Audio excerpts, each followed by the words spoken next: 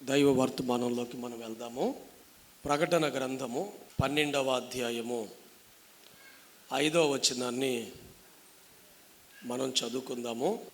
సమస్త జనములను ఇనుప దండముతో ఏలనయున్న ఒక మగ శిశువును ఆమె కనగా, ఆమె శిశువు దేవుని యొద్దకును ఆయన సింహాసనము యొద్దకును కొనిపోబడెను. చిన్న ప్రార్థన చేసుకుందాం. ప్రేమ కలిగిన తండ్రి, పరిశుద్ధుడు అయిన మా ప్రభువా, నీ వాక్యము కొరకు మేమందరం ఆశపడి ఉన్నాం.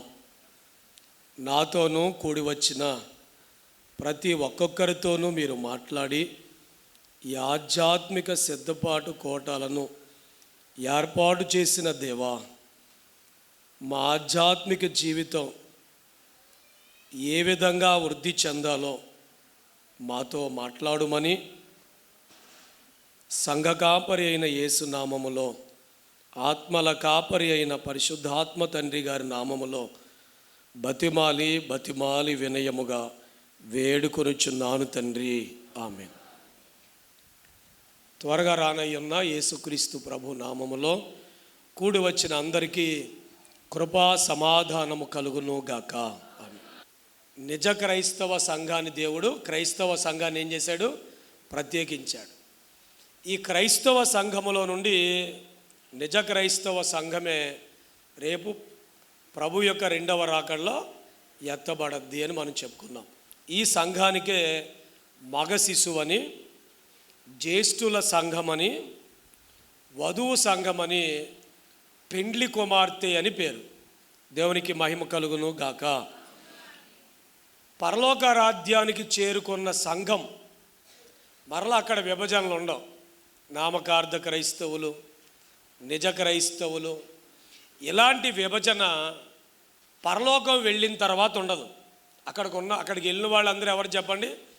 పరిశుద్ధులు, ప్రత్యేకించబడిన నిజ క్రైస్తవ సంఘం. అక్కడ నామకార్థ క్రైస్తవులు, నిజ క్రైస్తవులు అనే భేదం ఉండదు. కానీ పరలోక రాజ్యంలో కూడా కొన్ని అంతస్తులు ఉంటాయి, కొన్ని తరగతులు ఉంటాయి. ఇప్పుడు ఒకే స్కూల్లోకి చాలామంది విద్యార్థులు వెళ్తారు. ఇలా చూడండి, ఫస్ట్ బెల్, సెకండ్ బెల్ ఉంటుంది కదా. ఆ బెల్ల కొట్టిన తర్వాత ఎవరి తరగతిలోకి వాళ్ళు వెళ్తారా? ఎవరు పడితే వారు అన్ని తరగతుల్లోకి వెళ్ళిపోతారండి. ఇలా చూడండి, అందరూ ఒకే గ్రౌండ్లో ఆడుకున్నా, ఒకే స్కూల్ బస్సులో దిగినా, ఒకే లంచ్ బ్రేక్ టైం ఉన్నా, ఒకే స్కూల్ యూనిఫామ్ ఉన్నా, కానీ తరగతి మాత్రం ఒకటే ఉండదు. ఇలా చూడండి, 1వ తరగతి పిల్లలు 1వ తరగతిలోకి వెళ్ళిపోతారు, 2వ తరగతి పిల్లలు 2వ తరగతిలోకి వెళ్ళిపోతారు, 3వ తరగతి పిల్లలు 3వ తరగతిలోకి వెళ్ళిపోతారు. చూడండి, 10వ తరగతి పిల్లలు 10వ తరగతిలోకి వెళ్ళిపోతారు. అంటే అందరూ ఒక స్కూల్ అయినా తరగతులు ఎలా ఉన్నాయి? వేరుగా ఉంటాయి. రేపు పరలోక రాజ్యంలో కూడా అందరికీ ఒకటే తరగతి ఉంటుంది అనుకోకూడదు. పరలోక రాజ్యంలో అనేక తరగతులు ఉంటాయి. మీకు వాక్యాధారాన్ని చూపిస్తాను నేను. మత్తయి శుభవార్త 13వ అధ్యాయం 1వ వచనం నుండి 9వ వచనం వరకు మనం చూడగలిగితే పరలోక రాజ్యం గురించి యేసు ప్రభు వారు ఒక ఉపమానం చెప్పడం జరిగింది. ఈ ఉపమానం పేరు ఏంటంటే విత్తువాని ఉపమానము. ఇందులో ఒక రైతుగా ఏం చేశారంటే విత్తనాలు తీసుకుని విత్తారట. ఇలా చూడండి, రైతు ఒక్కరే, విత్తనం కూడా ఒకటే, కానీ పడిన స్థలాలు వేరువేరుగా ఉన్నాయి. ప్రభు చెప్పిన ఉపమానంలో కొన్ని విత్తనాలు త్రోవ పక్కన పడ్డాయంట, కొన్ని విత్తనాలు రాతి నేలలో పడ్డాయంట, కొన్ని విత్తనాలు ముళ్ళ తొప్పల్లో పడ్డాయంట, కొన్ని విత్తనాలు మంచి నేలలో పడ్డాయంట. మొదటి 3 నేలలు నిష్ప్రయోజనమైన నేలలు. అంటే అర్థం ఏంటి? త్రోవ పడిన విత్తనం చూసారా, అది ఏ పంట పండలే. రాతి నేల మీద పడిన విత్తనం చూసారా, అది ఏ పంట పండలే. ముళ్ళ తొప్పల్లో పడిన విత్తనం చూసారా, అది ఏ పంట పండలే. త్రోవ పక్కన పడిన విత్తనం ఏంటి? విత్తేవాడు దేవుడు, విత్తనం దేవుని వాక్యం. వాక్యంలో తేడా లేదు, కానీ అది నేలలు ఉన్నాయి చూసారా, 3 నిష్ప్రయోజనమైన నేలలు ఉన్నాయి. ఇంతకీ నేల అంటే ఏ నేల అనుకున్నారు? నల్లరేగడి నేల అనుకున్నారా అమ్మా? ఇసుకుపోర నేల అనుకున్నారా? సౌడు మట్టి నేల అనుకున్నారా? కాదు. మనిషి యొక్క హృదయం. మనిషి యొక్క హృదయం అంటే చంద్రమండలంలో ఉంటారనుకుంటారా మనుషులు? ఆధ్యాత్మిక కోటాల్లో కూర్చున్న మనందరి హృదయాలు ఈ నేలకి సాదృశ్యంగా ఉన్నాయి. 3 దినాలు వాక్యం అనే విత్తనాలు పడుతున్నాయి. ఇంతకీ మన నేల ఏ నేల? ఇలా పడింది, పక్షి ఎత్తుకుపోయింది అంటే అర్థం ఏంటంటే గుడిమెట్లు దాటిన అంటే వాక్యం ఏం గుర్తుండదు. కొంతమంది గుడిమెట్లు దాటాక పోద్ది, అదే తోవ పక్కన పడిన విత్తనం దెయ్యం ఎత్తుకుపోద్ది ఏంటనేది వేరే కదా, అది ఇప్పుడు చెప్పను. రాతి నేల మన్ను లోతుగా లేనందున కిందకి వేరేళ్ళటానికి చోటు లేక పైకి మొలక త్వరగా వచ్చేద్దంట. వీళ్ళు ఎవరో చెప్పమంటారా? దేవుళ్ళలోకి వచ్చిన తర్వాత ఉద్రేక పడిపోతుంటారు. వాళ్ళు 10 సంవత్సరాల నుంచి సీనియారిటీ ఉంది కానీ చర్చికి టయానికి రారు. నేను నిన్నగాక మొన్న వచ్చాను కానీ నేను టయానికి వస్తున్నాను అని చెప్పి ఉద్రేక పడతారు. కానీ ఇంటికాడ ప్రార్థన ఉండదు, ఇంటికాడ వాక్య ధ్యానం ఉండదు, ఇంటికాడ వ్యక్తిగత ప్రార్థన ఉండదు. వేరు లోపలికి వెళ్ళా ఇది పైకి వస్తుంది. చిన్న శ్రమ రాగానే దేవుడు నాకేం చేశాడు అని చెప్పి ఆ ఎండకి శ్రమకి దేవుని విడిచిపెట్టేస్తారు. 3వది ముళ్ళదొప్పలు. విన్నారమ్మా? వీళ్ళకి భక్తి బాగానే ఉంటుంది, వాక్యంలో బాగానే ఎదుగుతుంటారు, కానీ నా భర్త మారలేదు, నా భార్య మారలేదు, నా పిల్లలు మారలేదు, ఆర్థిక పరిస్థితులు చూస్తే ఎప్పుడు ఇలాగే ఉంటున్నాయి, ఏంటి అసలు ఈ కష్టాలేంటి, బాధలేంటి? ఇదే చింత. దైవజనుడు అన్నారు, చింతాకంత చింత ఉంటే ఎంత కొబ్బరాకు అంత ఉండదా మనకి? చెప్పండి. నాకు చింతాకు చిన్నది, కొబ్బరాకి మాత్రం ఉంటుంది. కాబట్టి చింత ఉంటుంది. చింత ఉన్న వాళ్ళు ఏం చేస్తుందంటే ఎదుగుతారు, కానీ ఈ చింత ఏం చేస్తుందంటమ్మా? అణిచేస్తుందంట. ఇక మంచి నేల మన కథ అది. మంచి నేల పడిన విత్తనం మీరు చదవండి అక్కడ 109వ వచనంలో 8-9 వచనాలు మీరు చూస్తే, 1 100 1 60 1 30 మీరు బాగా వినాలి. ఇప్పుడు 30 60 100 100 60 30 ఏంటిది? స్కూల్ ఫైనల్లో ఎగ్జామ్స్ రాశారు. ఏమా ఒకరికి 100కు 100 వచ్చినాయి, కొంతమందికి 60 మార్కులు వచ్చినాయి, కొంతమందికి 30 మార్కులు వచ్చినాయి. తేడా దేంట్లో ఉంది? విత్తనంలో ఉందా అమ్మా? గట్టి చెప్పండి. దేంట్లో ఉందరా అంటే ఫలించడంలో తేడా ఉంది. అంటే వాక్యము కొంతమంది 100కు 100 పాటిస్తారు, కొంతమంది కొన్ని పాటిస్తారు, కొన్ని పాటించరు, కొంతమంది కొద్దిగానే పాటిస్తారు. ఇప్పుడు నేను చెప్తాను బాగా వినండి. భూలోకంలో ఆత్మీయ జీవన విషయంలో ఎంత గొప్ప స్థితి సంపాదించుకుంటారో పరలోకంలో అంత గొప్ప స్థితిలో ఉంటారు. దేవునికి స్తోత్రం కలుగును గాక. అంటే ఇప్పుడు సంపాదించుకునేది భూమి మీద, ఉండేది పరలోక రాజ్యములో. దేవునికి స్తుతి కలుగును గాక, దేవునికి స్తోత్రం కలుగును గాక. ఇప్పుడు ఉదాహరణకి మనకు 100కు 100 పాటించామనుకోండి, పరలోకంలో చెప్పండి 100 అంతలు ఉంటాం. పరలోకానికి వెళ్ళేవారు మూడు సమయాల్లో 3 అంతస్తులు ఉంటాయి. 2వ రాకళ్ళు ఎత్తబడేవారు 100 అంతలు. చెప్పండి, 2వ రాకళ్ళు ఎత్తబడేవారు 100 అంతలు. 7 ఏండ్ల మహాశ్రమల్లో రక్షించబడేవాళ్ళు 60 అంతలు. 1000 ఏండ్ల పరిపాలనలో 1000 ఏండ్ల పరిపాలన అనంతరం సిద్ధపడేవారు 30 అంతలు. ఈ 30 అంతల వాళ్ళు పరలోకం వెళ్ళరు, కానీ భూలోకమే మోక్షంగా మార్చబడదు. ఇలా చూడండి, 2వ రాకళ్ళు ఎత్తబడిన వారికి సింహాసనాలు ఉంటాయి, కిరీటాలు ఉంటాయి.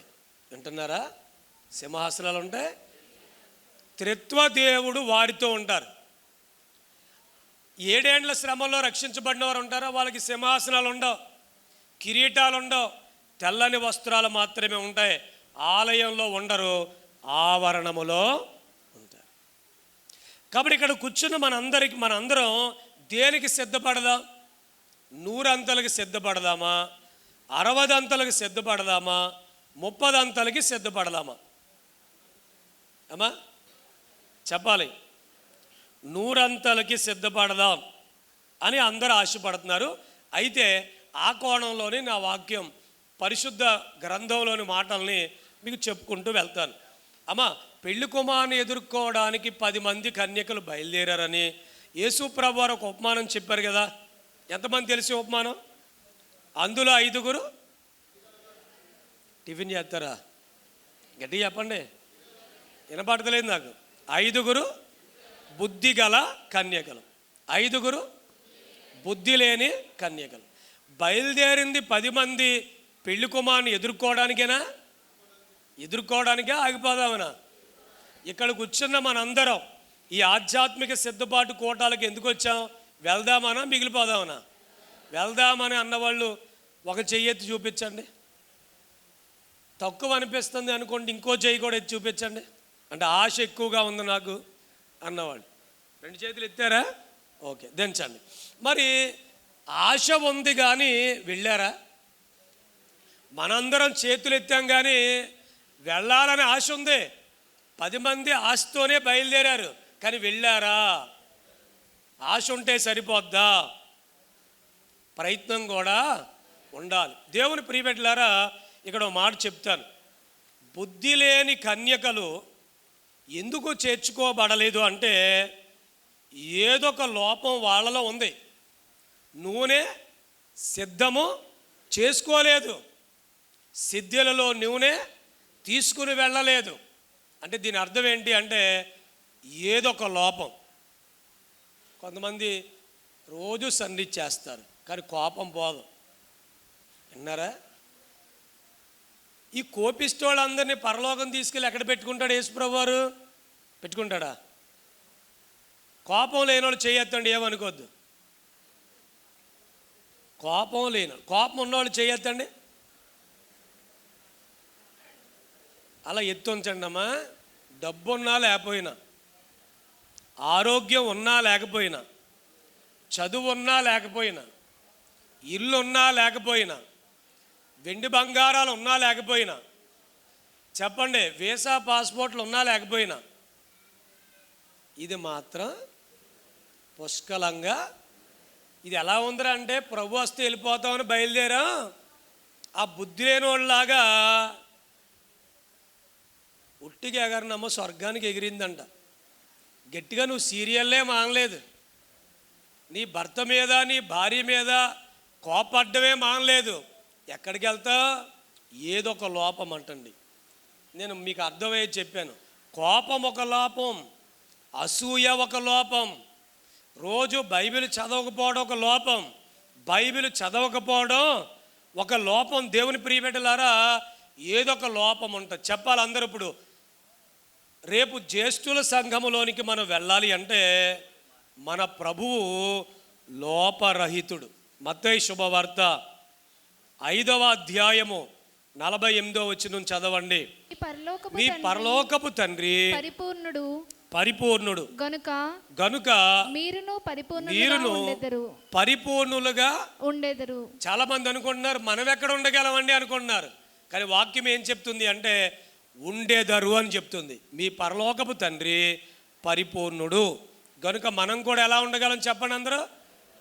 అలా చెయ్యగలిగిన వాడు దేవుడు. ప్రియులారా, మనం ఆయన శక్తి మీద ఆధారపడినప్పుడు ఆయన ఖచ్చితంగా ఆయన జీవాన్ని మనలోకి పంపి, ఆయన ఆత్మను మనలోకి పంపి జయ జీవితాన్ని మనకు ఆయన ఇస్తారు. దేవునికి స్తుతి కలుగును గాక. కాబట్టి ఒకటి ఏంటి అంటే ఏ లోపము లేని వారు చేర్చబడ్డారు అనండి. ఏ లోపము లేని వారు. మరి ఇప్పుడు లోపం ఉందా లేదా? టీవీ చూస్తే కనబడదు లోపం. సన్నిధిలోకి వెళ్ళి కూర్చుని దైవజనులు చెప్పారు కదా, నా ఆత్మ నాకు చూపించు అని అడిగితే ఆత్మకి ఎన్ని చిన్నులు ఉన్నాయో, వస్త్రం ఉందో లేదో, ఇవన్నీ దేవుడు చూపిస్తాడు. వినండి, బతుకుండగా, ప్రాణం ఉండగా, జీవం ఉండగా దేవుడు ఆయుష్ ఇచ్చినప్పుడు నువ్వు వెంటనే సరి చేసుకుంటే, ఏమండి పెళ్లి కుమారుడు వచ్చే సమయం ఉంది కదా, ఆ సమయానికి లోపము లేకపోతే ఎత్తబడతాం. మరొక విషయం కూడా నేను చెప్తాను.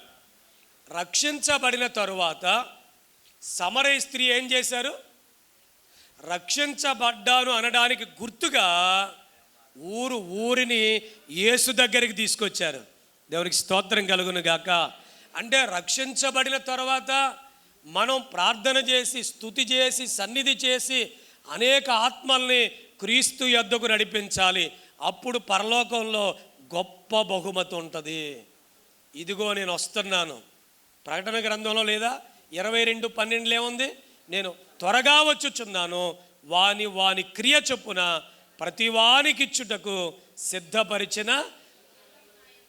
నిన్న వర్తమానంలో కూడా చెప్పాను, ఎత్తబడితే పప్పలు, విడవబడితే రేపు 7 పెళ్లి విందులో. అది ఎంత బాగుంటుందో చెప్పలే. విడవబడితే 7 మనం దేవుని కోసం ప్రయాసపడి ఆత్మలను ప్రభువు దగ్గరికి ఏం చేయాలి? సంపాదించాలి. ఇంకో మాట చెప్తాను వినండి. నూనె ఏమైందంట? తక్కువయిందంట. దైవజనుడు దీని గురించి ఏం చెప్పారంటే, పెండ్లి కుమారుని ఎడల చూపవలసిన అభిమానం కొంత తగ్గిందంట. మీకు యేసు ఎక్కువ, యేసు కంటే ఎవరైనా ఎక్కువ? అమ్మా, మనిషి హృదయంలో అంటే నెంబర్లు ఉంటాయంట. 1st place, 2nd place, 3rd place, 4th place, 5th, 6th, 7th, 8th, 9th ఇలా ఉంటాయంట. 1st ప్లేస్లో కొంతమందికి డబ్బు ఉంటుంది. ఫస్ట్ ప్లేస్ ఎవరు ఉండాలి వాస్తవానికి? చెప్పండి అమ్మా. దేవుడు అన్నవాళ్ళు చేయొద్దండి. సరే, దేవుడు అని నాకు కూడా తెలుసు. నేనైనా మీరైనా ఫస్ట్ ప్లేస్లో ఎవరిని పెట్టుకున్నా? నువ్వు బైబిల్ కంటే అద్దం దగ్గర ఎక్కువ ఉన్నావని నువ్వు అందాన్ని ఎక్కువ పెట్టేశావు.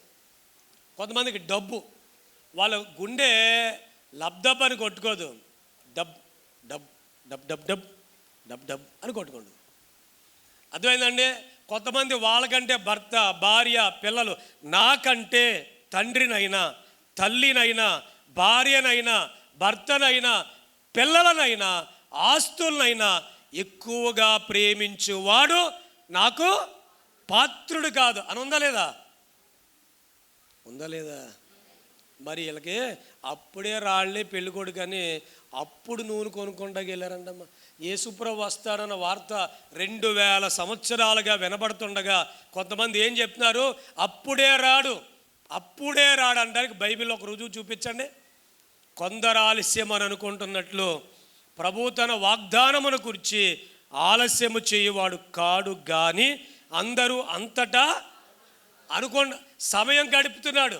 ఇలా చూడండి, మన ఊర్లో 1000 మందిలో 100 మంది రక్షించబడ్డారు. మిగతా 900 మంది రక్షించబడేదాకా ఆయన రాడా? ఇలా చూడండి, టైం ఇవ్వాల్సిన టైం ఇచ్చాక ఆయన వచ్చేస్తాడు. లేకపోతే ఏం జరగని చెప్పమంటారా? ఈ 900లోకి 100 మంది జాయిన్ అయిపోతారు. నోవహు టైంలో కూడా ఇవ్వాల్సిన టైం ఇచ్చాడు, తలుపేసేసాడు. అంటే వాళ్ళందరూ మారేదాకా చెప్పాల్సిన టైం చెప్పాడు. ఒక రోజున కృపాద్వారం ఏమవుద్ది?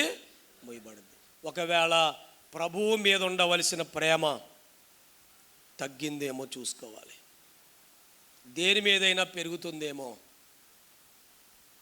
కొంచెం సుఖం వచ్చేసరికి చెప్పండి, మోకాలు వేయడానికి కూడా కష్టమైపోతున్న భక్తిలో జీవితంలోకి మనం వస్తున్నామేమో.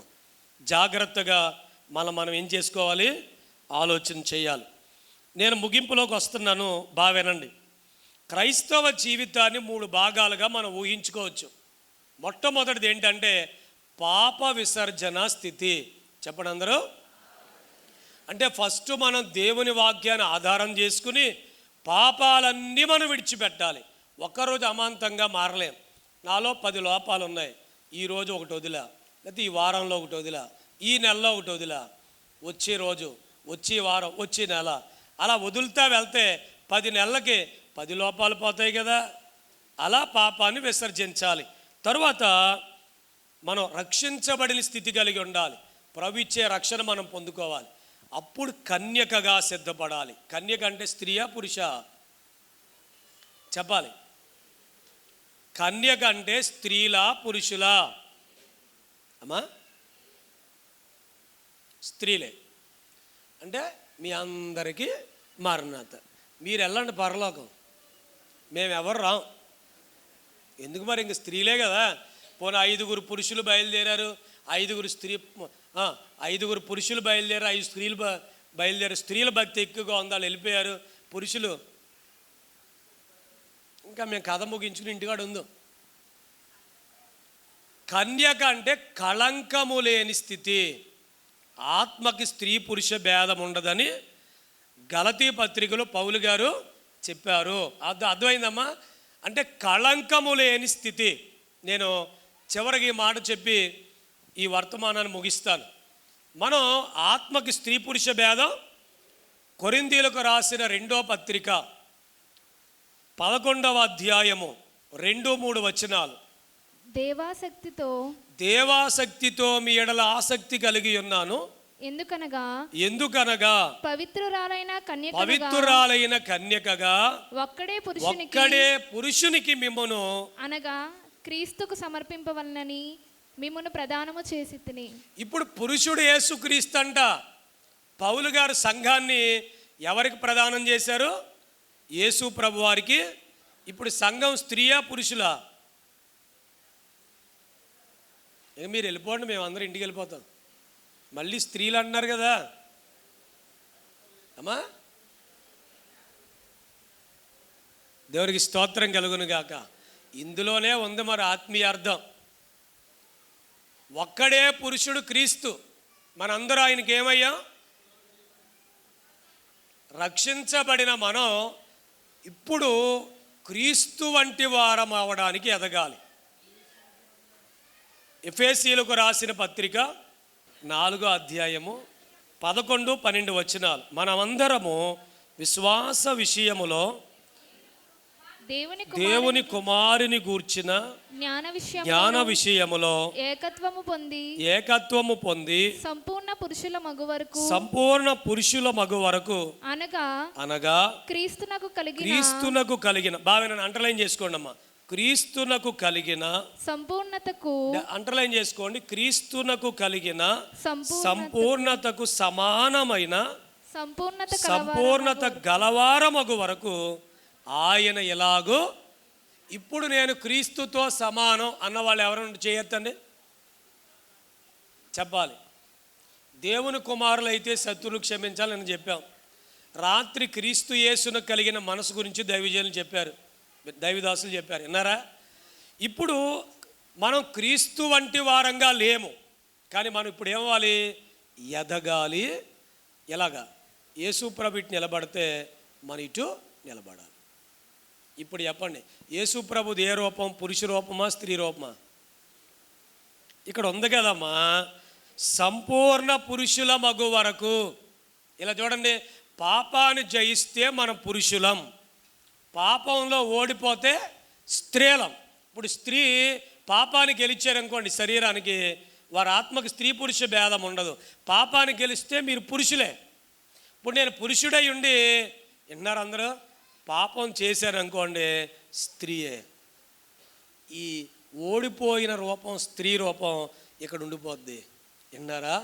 ఇక్కడ చూడండి, సంపూర్ణ పురుషుల మగు వరకు అంటే పరలోకి వెళ్ళేది పురుషులా స్త్రీలా? చెప్పాలి అందరూ. ఇప్పుడు ప్రకటన 12:5 చదివాం కదా, మగ శిశువే ఎత్తపడింది సింహాసనం ఎద్దకి. ఆ మగ శిశువు అంటే ఎవరనుకున్నారు? జయించిన వారు. ఎవరు చెప్పండి? యాకోబు గురించి ఓషియా గ్రంథంలో ఉంటుంది. యాకోబు మగ సిరి గలవాడై దూతతో పోరాడి, ఆడసిరా మగసిరా? గట్టి చెప్పండి అమ్మా. ఎఫెసీ పత్రిక 4వ అధ్యాయం 15వ వచనం. ప్రేమ కలిగి సత్యము చెప్పుచు క్రీస్తు వలె ఉండుటకు మనమన్ని విషయములలో. ఇప్పుడు ఆధ్యాత్మిక సిద్ధపాటు కోటాలు ఎందుకు? పాప విసర్జన చెయ్యాలి, రక్షణ పొందాలి. రక్షించబడిన మనం కన్యక నుంచి ఎక్కడికి ఎదగాలంటే క్రీస్తు వంటి వారము అవ్వాలి. అదే సంపూర్ణ పురుషులు బాగాలి. అంటే జయించిన రూపం క్రీస్తు రూపం. రేపు యేసుక్రీస్తు వలె ఎవరు జయిస్తారో వారే పరలోక రాజ్యానికి వెళ్తారు. అర్థమైన వాళ్ళు దేవునికి మహిమ చెల్లిద్దాం. దేవునికి స్తుతి కలుగును గాక. ప్రార్థన చేసుకుందాం. ప్రేమగల తండ్రి, పరలోకంలో 100 అంతల స్థితి మగ శిశువు అని, పెళ్లి కుమార్తె అని మీరు చెప్పినారు. ఆ అంతస్తుకు నన్ను మమ్మలను సిద్ధపరచుమని, వాక్యం మా అందరిలో ఫలింపచేయుమని, మమ్మను సిద్ధపరచడానికి, పెళ్లి కుమార్తెగా సిద్ధపరచడానికి ప్రయాసపడుచున్న పరిశుద్ధాత్మ తండ్రి నామములో, మమ్మను కొనుపోటగా రానయ్యున్న పెండి కుమారుడైన క్రీస్తు నామములో వినయముగా బతిమాలి ప్రార్థిస్తున్నాను తండ్రి. ఆమేన్.